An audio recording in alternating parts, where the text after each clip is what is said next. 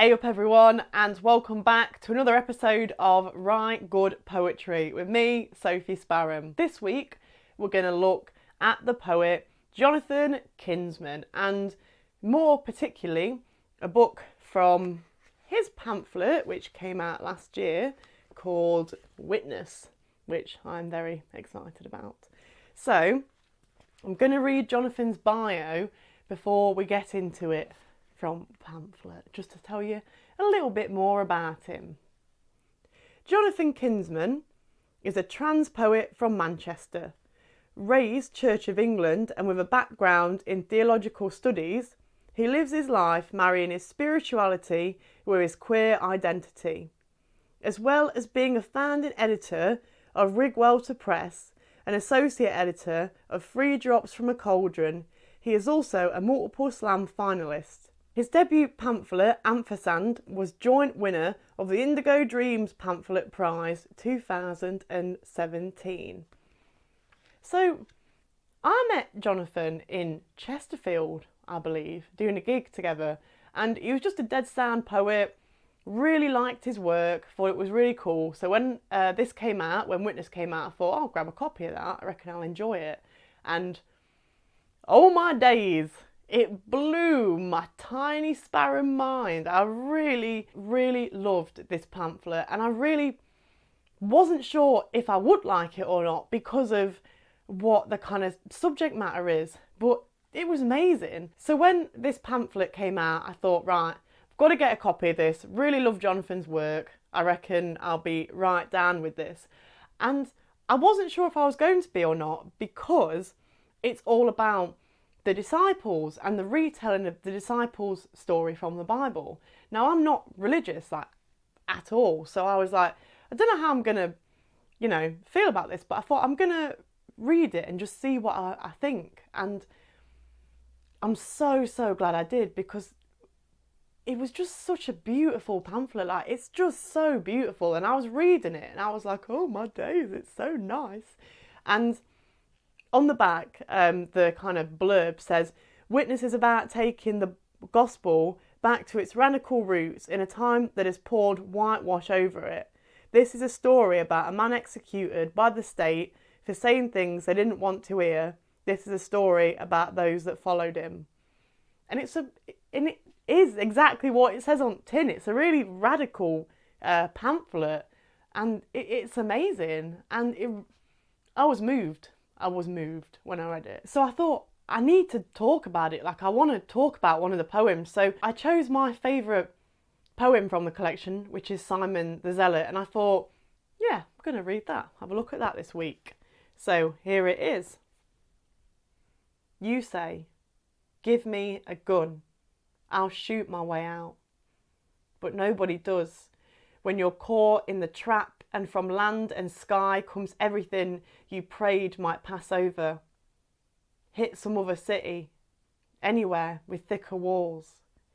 Somebody who could only speak and stop the shaking, set the dusk back on the ground again. But Aleppo is just Baghdad, is just Kabul, is just Gaza, where they forecast plague and scourge in the weather segments. Hail and fire moving through to Tuesday evening when you begin to see blackouts sweeping in from the east. Blood in the water, smeared over the door frames where they told you to stand. You're saying, if I'd had a gun, if there'd only been someone, but there wasn't. So you cross the sea the way the godless do, ready to drown. The bread of Europe, dirt in your mouth. The promised land's miles of tents and tarpaulins, and ringing in your ears the shouts of greed. Cry thief, cry migrant, cry demons coming climbing up those chalk white cliffs. So when God walks amongst you in those ramshackled streets, reconstitutes the dust of shattered bones, fills each open empty palm, whispered, blessed is every last one. You say, give me a gun, Lord. Give me strength enough to lift a ceiling. Give me a staff to part an ocean. Give me a voice louder than fall in bombs, and I am yours, God. What I am capable of when you are with me. Some called zealous and others terror, but give me a gun, God. Give me a fighting chance. He holds you while your body shakes, while you pound your fists against the ground like you could beat the devil back to hell. In your mind, the gun is in your hands, your fingers trembling over the trigger you cannot pull, and your eyes meet a boy's over its barrel and recognise the same spark of fury deep in their darkness, that same quake of fear in his hands. And God is saying, Simon, come with me, Simon, put down your gun. There's a war yet to be won. Whew, my days. That is so powerful. So powerful. When I was crying when I first read that, man. It moved me to my core. It's intense. So good. Okay, that's really not a very good analysis of this poem though, is it? Me just making sound effects.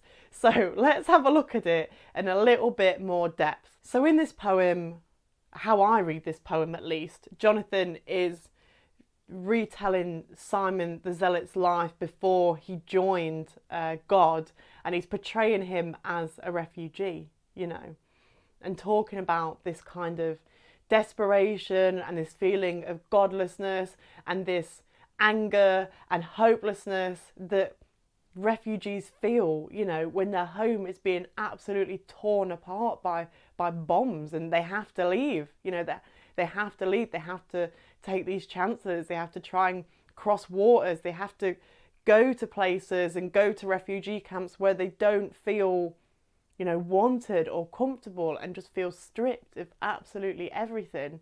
And there's an anger and a hopelessness that runs through this entire poem, and we can see that from phrases like, you know, the repetition of give me a gun. For him, he doesn't think there is like any other way out apart from being able to defend himself from these people by having a weapon himself. He doesn't see anything else. He just is just so angry and so young and so full of rage. And you can feel that all the way through until the end, until he calms himself, until God turns up and he's like absolutely bashing out all his anger. And then he realises that he sees, you know, it says here, and you can't pull the trigger. Your eyes meet a boy's over its barrel and recognise the same spark of fury deep in their darkness, the same quake of fear in his hands. So he can't do it in the end because you could read this a number of ways. You could read him seeing another young refugee boy with a gun because he's scared and doesn't know what else to do. Or you could also see him as like looking at the, I don't know, enemy in inverted commas, or looking at a boy from another country who is like at war with his country and he doesn't know what's going on either, and really and this whole war is just pointless, and it's just people that are being put to war that don't want to go and being forced against each other. So that line is kind of ambiguous in that way, but I like it because I think both readings are very, very true to what Jonathan is trying to say. There's going to be other young refugee lads that are just as angry and just as fearful and think that's the correct way to go about things. And there's also going to be people, you know, from other countries that feel lost but don't know what else to do and feel like they're, you know, they're helping their country by, I don't know, joining the army or whatnot. There's lots of different things you can pull apart with this. So good, so good. I like the phrase, so you cross the sea the way the godless do, ready to drown. So, you know, he can't walk on water, he doesn't have these kind of powers, he just has to try his best to get across the sea. And I just think that's a really nice phrase. It's just so powerful.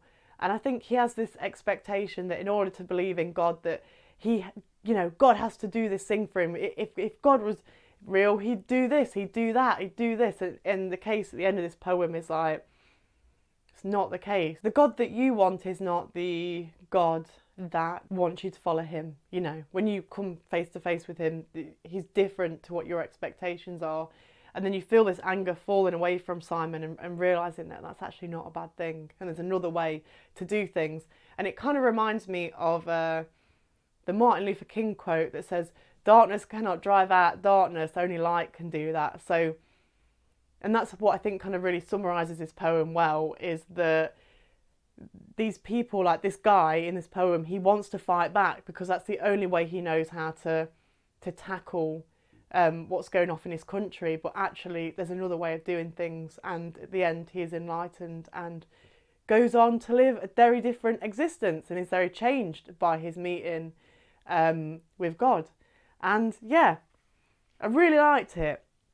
Really thought this was a good poem. I think it's really interesting what Jonathan's done with this, and I don't think you need to be a Christian to appreciate these poems. I think I got so much out of them just, through reading through. It's a really, really emotive pamphlet, and definitely worth checking out. And if you do want to get a copy, you can grab one from Burning Eye Books, and I'll put the link down below. But thank you so much for tuning in to Write Good Poetry. I've been Sophie Sparham.